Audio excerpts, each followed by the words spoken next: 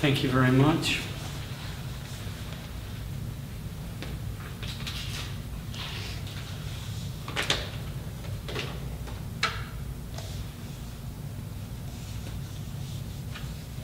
Deja Vu is a book with very little plot, actually. It features two main characters, one old, one young, both American, that are traveling through Asia, and occasionally their paths cross. When I was thinking about picking out a representative chapter to read, I realized that there was no such thing. This particular book, which is very different probably from most of the books that you've read. In any case, I'm going to read chapter 47, which focuses on one of these two characters, the older one. His name is Alden Homer. And just in case you're totally confused by it, I will answer questions once I finished reading this chapter. Again, it's chapter 47.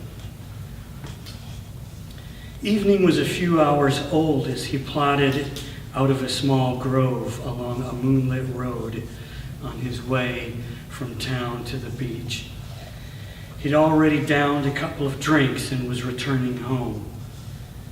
Upon emerging from the trees, Alden changed his mind and decided to visit with the travelers in the Nymph Cafe. Spotlight on the facade temporarily blinded him, and he tripped over a pair of diving fins that someone had left in the sand. One of the local girls that sometimes worked that beach helped him to his feet. At least, that's what she said. It was the least she could do. Even though he wasn't a customer, he'd always been friendly to all the girls. No lewd remarks or stares, and no reproofs or rebukes. Fortunately, he hadn't hurt himself, though he may have been embarrassed, and he offered her a drink. She accepted, and they sat together at an empty table. She was supposed to be working, but found his presence agreeable, if only briefly, without harboring any ulterior motives. Both his color and his demeanor became warmer after a drink, and he seemed happy to be with her. He impressed her as a man who followed his instincts and impulses and lived life as completely as possible. A cultured epicure, he invited her to dine, and was so intent on pleasing her that he had the waiter take back the food at first because the lobster was undercooked. She considered accompanying him back to his bungalow, even if there was no money involved. He ordered another drink, which brought a slight blush to his face. At times, he seemed to be involved in several conversations at once. He was quite accomplished at conversation, well liked by others, and completely at ease when socializing, at least on that particular evening. She said that he was the kind of man she'd like to marry someday, if he were wealthy. He was spontaneous and could always think of something witty to say. He loved entertaining the other people in the cafe. At one point, he whispered in her ear to ask if she was enjoying the meal and the company. She was pleasantly surprised at this gesture and also found it to be earthy and sensuous. She admired Alden for being able to do whatever he wanted and desired a similar situation for herself. Feeling giddy and mischievous, she snuggled up to him and, giggling, asked for some ice cream, available only at a stand at the opposite end of the beach. He glanced down toward the cleft plunging into the top of her long blue dress, smiled, drew a small note from his pocket, and bid her good night. She was so happy that later that night, or actually early the next morning, she let herself get carried away with a client. After the girl left, a couple of middle-aged white women came in, The heavier of the two seemed anxious to gossip and spoke loudly enough that all could hear her. Evidently, she reported, Asia gets a significant share of America's reprobates and perverts. Do you really think so? Inquired the other. I saw it myself when we were at the beach. Just disgusting. A rather gray man. What was his name? Oh yes, Alden. He'd already been drinking heavily. God knows how many he'd poured down his throat. The natives had kicked him out of town because of his obnoxious ranting and raving. The lecturer had evidently been ogling one of the young girls that worked at one of the legitimate establishments. Poor girl, not even 18. Anyway, it was a miracle in itself that he was able to walk back to the beach. I say he, even though he's with a whore he picked up somewhere along the way. You'd think he'd have enough sense to return to his shabby hut, but of course he was completely drunk. I first caught sight of him outside the window of the Sea Serpent, the restaurant where my husband and I had purposely stopped for the one tropical drink of our vacation. This man Alden kept falling down in the tramp. You should have seen how short that bright red skirt was and how scanty the matching halter top. Kept struggling to get him back on his feet. He must have been very generous. Of course, they had to come into the place, and she had to help him into an empty chair at one of the tables. The three people who were seated at that table immediately got up, and if they didn't leave the premises, then certainly moved a fair distance away. I had the impression that they'd already met him.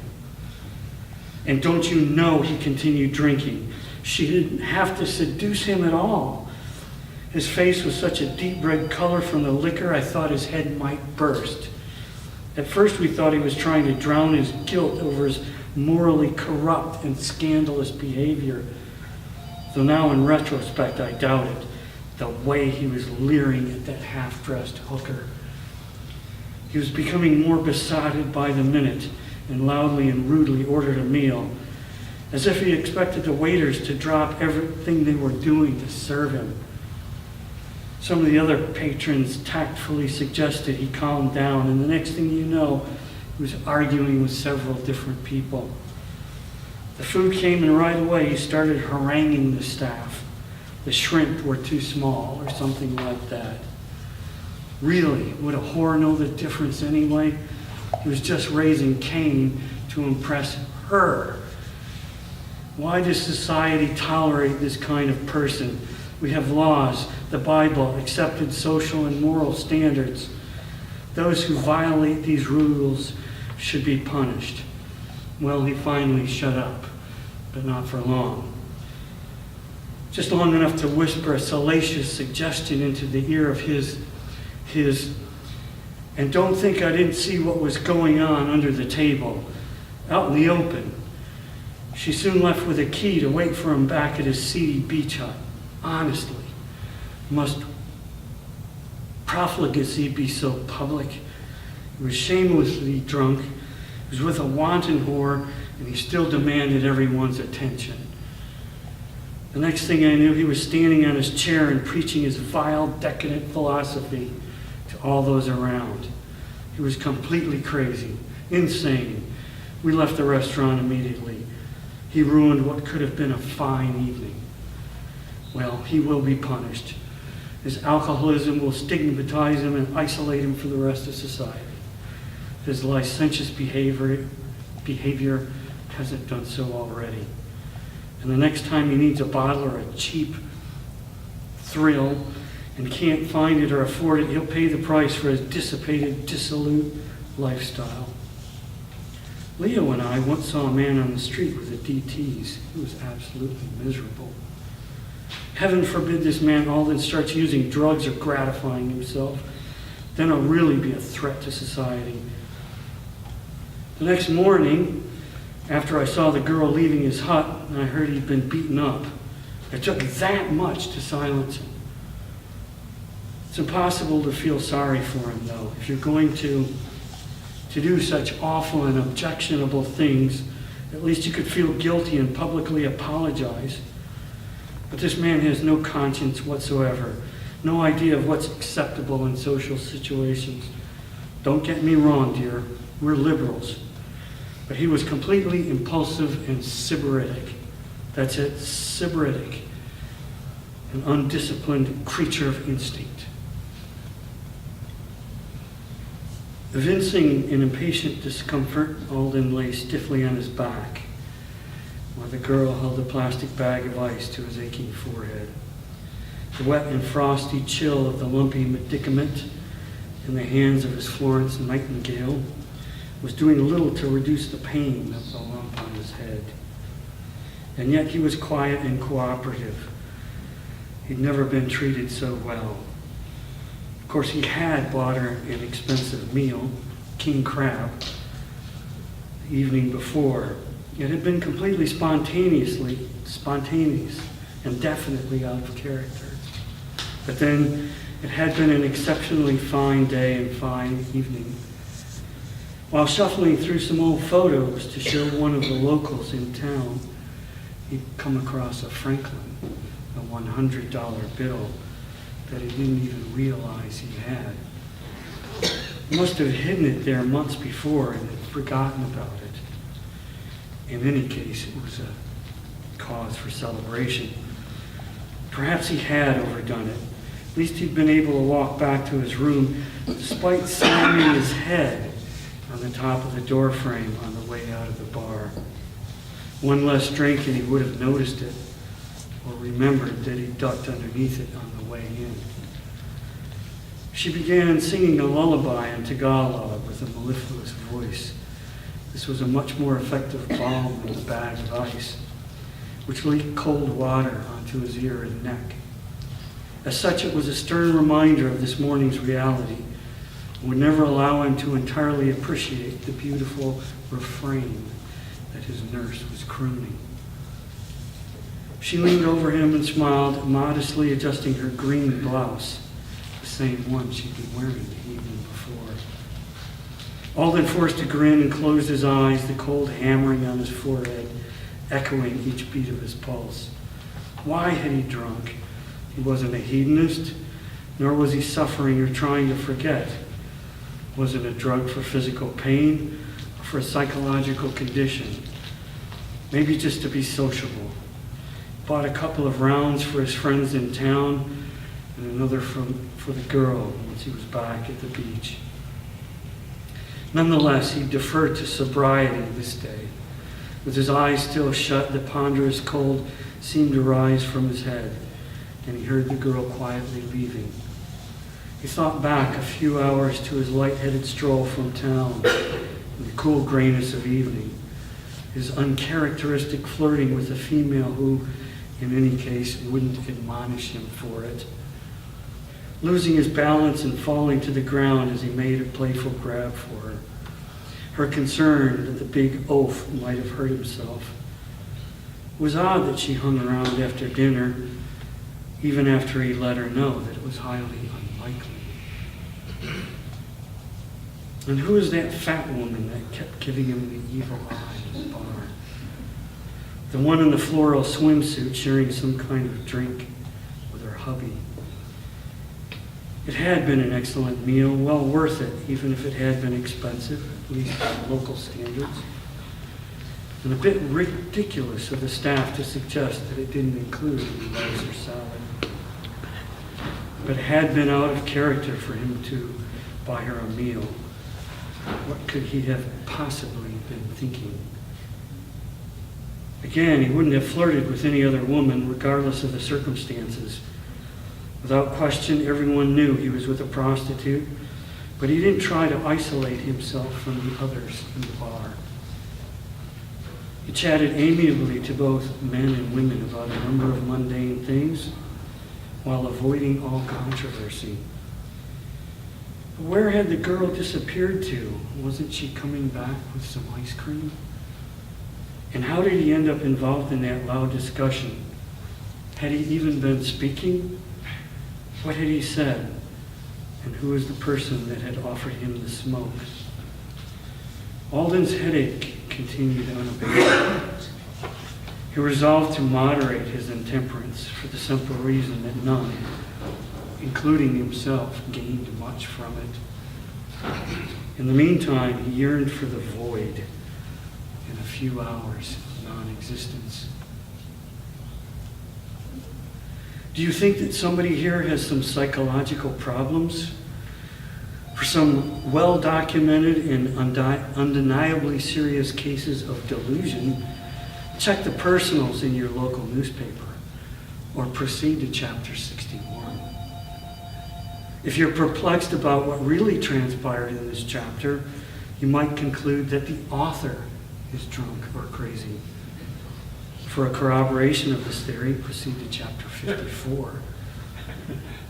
Sure, sometimes Alden drank quite a lot, but he was hardly sybaritic. For sensual pleasures, proceed to chapter 34. For the punishment of sensual pleasures, proceed to chapter 39.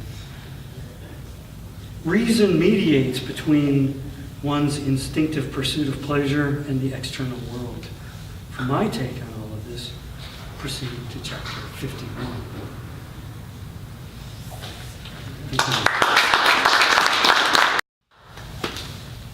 Any questions? Yes? Why did you pick chapter 47? Well, I started paging through the book, and first of all, looked for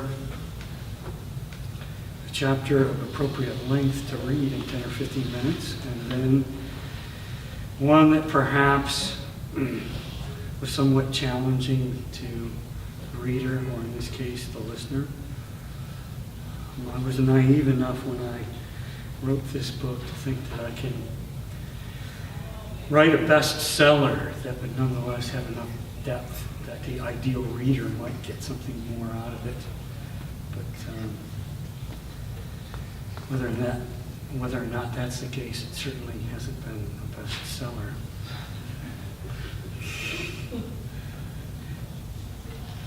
So I enjoyed the writing. Obviously inspiration comes to mind. It seems like either through research or personal experience or both, you could empathize with what the characters were going through. That really came across, and so it begs me to ask it: is it more personal experience versus observations or life experience? How does that? Yeah, it's how that come probably about? this book in general is based on experience, pure imagination, influences from other books and other writers. It's probably a combination of all of them. This particular chapter, which is unlike any other, as I mentioned before, they're all somewhat different, has three versions of the same, or three versions, three perspectives of the same event. Well, that's not necessarily a new thing. Ambrose Bierce wrote a story back in the 19th century, a short story which had something along the same lines. There was a Japanese writer, Akutagawa, who wrote a short story in a grove that was made into a movie called Rashomon, which has several versions of the same story. So that kind of shows how I got the idea here. I added a bit more to it. I had a running joke in some other chapters where the other character is trying to figure something out and just gives up and says maybe it's a Freudian thing. And so this chapter is a little bit about psychoanalysis, actually. The three main divisions of the psyche, according to Freud, are the id, the superego, and the ego. So the girl's story, her description of what happened is very much id-like, and the next one superego, and then the one by the character himself is the ego.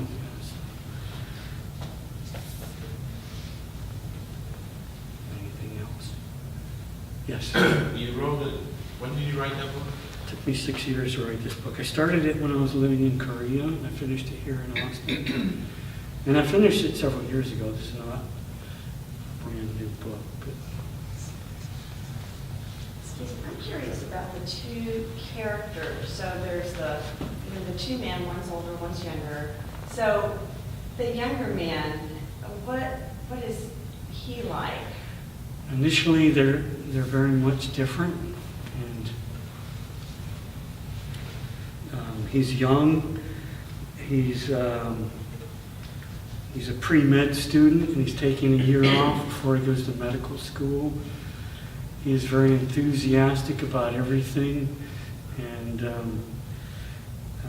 very adventurous, very optimistic about things. The character that I presented in this chapter was a stockbroker who's just completely disillusioned, late in middle age. His wife left him. He's very dark. He's been hoping for years to be a writer and can't get started. And he's very dark. So they're very different initially, and the language that describes them is different. The literary tropes that are used in certain chapters varies. And they meet periodically, going through this book. And as you probably picked up from the very end of it, every chapter here gives you a choice of 5 chapters to go to, so you can change characters or stick with the same character, or themes can be the same or different.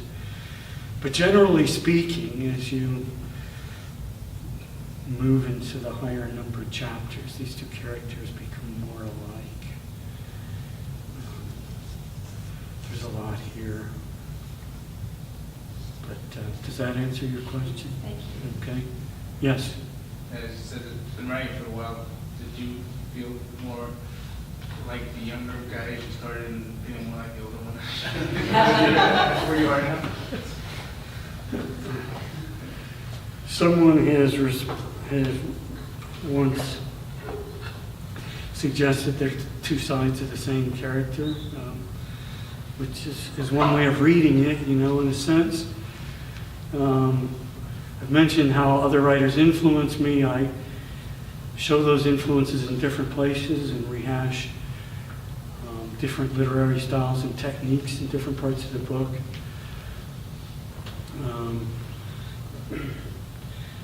But there's also the element of the postmodern here, so that the reader can place his own interpretation on things as well. And a lot depends on how you read it. Do you read it from chapter 1 to chapter 2 to chapter 3, or do you actually choose from the menu at the end of each chapter and skip around and jump around? I rewrote this many times. It turned out to be a lot more difficult than I thought. Like I said, it took me quite some time. Yes? I assume you've thought about the pros and cons of transferring this into some sort of electronic format or whatever, if people ask you about that before. Yeah. Given the options at the end of each. I have had that thought. I don't know if it translates. Not really the motivation, I guess, Okay, all right. to do it at this point in Sure. time, but yeah, certainly.